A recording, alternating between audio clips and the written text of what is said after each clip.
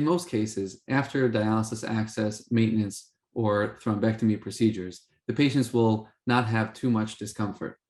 If, however, the vessels are allowed to narrow over time, becoming more critical in nature, more extensive interventions will have to be performed.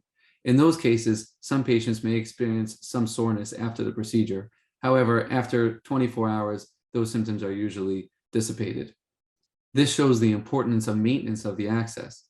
If a patient comes in to maintain the access to make sure that there is adequate flow over time, we can avoid the more extensive procedures and avoid the discomfort that a patient could have.